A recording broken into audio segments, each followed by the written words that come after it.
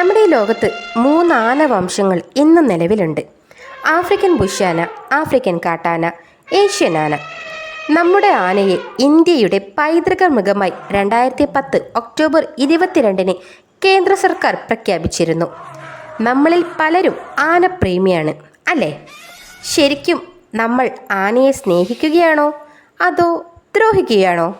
വീഡിയോയിലേക്ക് പോയാലോ? Welcome back to Bins wonderland. ഗജവീരന്മാർ പാപ്പാനെ കൊന്നത് കേട്ടിട്ടുണ്ടോ? കേരളം ഒരുപാട് ആന ആക്രമണം കണ്ടിട്ടുണ്ട്. പല ആനകൾ, പല മനുഷ്യർ. ആനയില്ലാത്ത ഉത്സവത്തെക്കുറിച്ച് മലയാളികൾക്ക് കേട്ട് കേൾവിയില്ല. കാട്ടിൽ ആർത്തുല്ലസിച്ച് നടക്കുന്ന ജീവിയെ കഴുത്ത് കുതിമിയതിനു ശേഷം പണിയെടുപ്പിക്കാൻ തുടങ്ങും. അതിനായി തോട്ടിയും വടിയും ഉപയോഗിച്ച് ആനയെ മെരുക്കും. നിലത്തെഴിയുന്ന തുമ്പിക്കഴി, വിടർന്ന ചെവി, ഒരൽപ്പം വളഞ്ഞ കൊമ്പ്, നീളൻ രോമമുള്ള വാല്, 18 നഖങ്ങൾ, അങ്ങനെ ലക്ഷണങ്ങൾ ഒരുപാടുണ്ട്. ആനപ്രേമികൾ ആനയെക്കുറിച്ച് പറയുന്ന കാര്യങ്ങളൊക്കെയാണ് ഇത്. കാട്ടിൽ അലഞ്ഞു നടക്കുന്ന ആനയെക്കാളും സുഖത്തോടെ സന്തോഷത്തോടെയാണ് ആന നാട്ടിൽ ജീവിക്കുന്നതെന്നാണ് ആനപ്രേമികൾ ഇന്നും പറയുന്നത്. ഒരു ദിവസം ആനയ്ക്ക് 200 മുതൽ 220 കിലോ വരെ സസ്യം ആവശ്യമുണ്ട്. ഏതാണ്ട് അത്ര തന്നെ വെള്ളവും ആനയ്ക്ക് ആവശ്യമാണ്. കാട്ടിൽ ജീവിക്കുന്ന ആനയ്ക്ക് 100-ൽ കൂടുതൽ സസ്യഗണങ്ങളാണ് ഒരു ദിവസം ഭക്ഷിക്കാനായി ലഭിക്കുന്നത്. അവയിൽ പല തരത്തിലുള്ള പുല്ലുകളും മരച്ചില്ലകളും ഇലകളും മുള്ളൻ കൊമ്പുകളും അങ്ങനെ വ്യത്യസ്തമായ സസ്യങ്ങളാണ് കാട്ടിലുള്ള ആനയ്ക്ക് ഭക്ഷിക്കാൻ കിട്ടുന്നത്. എന്നാൽ നാടുകളിലെ ആന, അതായത് നമ്മൾ ഈ കണ്ടുവരുന്ന ആനകൾ ഭക്ഷിക്കുന്നതോ തെങ്ങോലകളും പനമ്പട്ടകളുമാണ്. ഇത്തരം ഭക്ഷണങ്ങളിൽ കൂടുതൽ നാരുകൾ ഉണ്ടാകും. ആനകളിൽ കണ്ടുവരുന്ന എരണ്ടക്കെട്ട് എന്നൊരു അസുഖമുണ്ട്. ആ അസുഖത്തിന്റെ കാരണത്തിന് പകുതിയും ഇത്തരത്തിലുള്ള നാരുകളടങ്ങിയ ഭക്ഷണം. എരണ്ടക്കെട്ട് ബാധിക്കുന്ന ആനകളിൽ ഭൂരിഭാഗവും മരിക്കാറാണ് പതിവ്. മദപ്പാട്, ഇങ്ങനൊരു വാക്ക് നിങ്ങൾ കേട്ടിട്ടുണ്ടോ? മദം പൊട്ടിയ ആന പലപ്പോഴും നമ്മൾ കണ്ടിട്ടുമുണ്ട്, കേട്ടിട്ടുമുണ്ടല്ലേ? എന്താണ് മദം പൊട്ടുക? ആനയ്ക്ക് ഭ്രാന്തി പിടിച്ചു എന്നാണോ അതിൻ്റെ അർത്ഥം? അല്ല.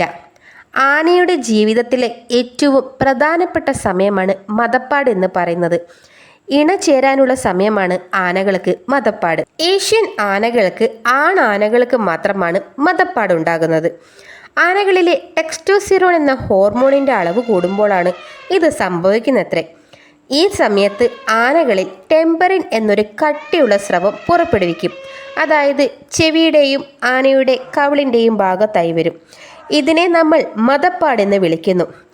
ടെമ്പറിൻ എന്ന സ്രവത്തിൽ നിന്ന് അസഹനീയമായ ഗന്ധമാണ് പിടി ആനയെ ഒരു കൊമ്പൻ ആനയിലേക്ക് ആകർഷിക്കുന്നത്. ഈ സമയത്ത് നമ്മുടെ ആനകൾക്ക് ദേഷ്യം കൂടുതലായിരിക്കും. അതുമാത്രമല്ല, വിശപ്പും നന്നായി കൂടുതലായിരിക്കും. എന്നാൽ കേരളത്തിലെ ആനകൾക്ക് മദപ്പാട് സംഭവിക്കുമ്പോൾ അതൊരു രോഗമായി മാറും. ആ സമയത്ത് ആനപ്പാപ്പാന്മാർ ആനകളെ കെട്ടിയിടും, പട്ടിണിക്കിടും, ഉപദ്രവിക്കും. എന്നാൽ ഇങ്ങനെയുള്ള സമയങ്ങളിൽ ചിലർ ചുട്ടുപൊള്ളുന്ന വെയിലിലൂടെ നടത്തിപ്പോകുമായിരുന്നു ആനകളെ. പലപ്പോഴും അങ്ങനെ നടന്നു പോകുന്ന ആനകളെ നമ്മൾ കണ്ടിട്ടുമുണ്ട്. ചെവിയുടെ സൈഡിലൂടെ ഒരു ദ്രാവകം ഒലിച്ചു വരുന്നത് പോലെ. ആനകൾക്ക് വിയർപ്പ് ഗ്രന്ഥിയില്ല എന്നുള്ള കാര്യം നിങ്ങൾക്കറിയാം. ആനയ്ക്ക് ആകെ വിയർക്കുന്നത് അതിൻ്റെ നഖങ്ങളിലൂടെ മാത്രമാണ്. ഇത്രയും വെയിലത്ത് നടന്നു പോകുമ്പോൾ ആനയ്ക്ക് എന്തുമാത്രം അസ്വസ്ഥതയുണ്ടാകും ഇല്ലേ?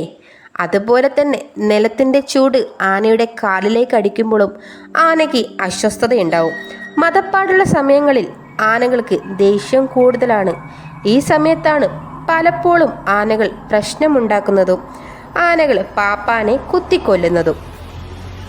കാട്ടിൽ താമസിക്കുന്ന ആദിവാസികളും അതുപോലെ കാട് പോലെയുള്ള വയനാട്, മൂന്നാർ, നെല്ലിയാമ്പതി ഇങ്ങനെ പല സ്ഥലത്ത് താമസിക്കുന്ന ആളുകളിലേക്കും ആന ഓടിയടക്കുമ്പോൾ ആനയെ ഓടിക്കാൻ വേണ്ടി അവർ ചെയ്തിരുന്നത് ചെണ്ടകൊട്ടിയും ശബ്ദമുണ്ടാക്കുകയുമായിരുന്നു.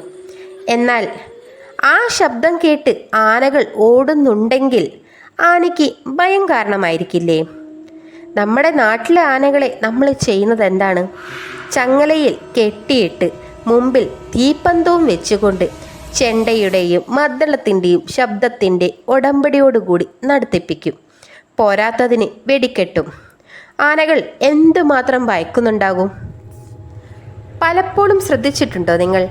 ആന ഇടയുന്നതും ആന പ്രശ്നമുണ്ടാക്കുന്നതും ഇതുപോലുള്ള ചെണ്ടകളുടെയും തീയുടെയും അകമ്പടിയോടുകൂടി പോകുമ്പോഴായിരിക്കും.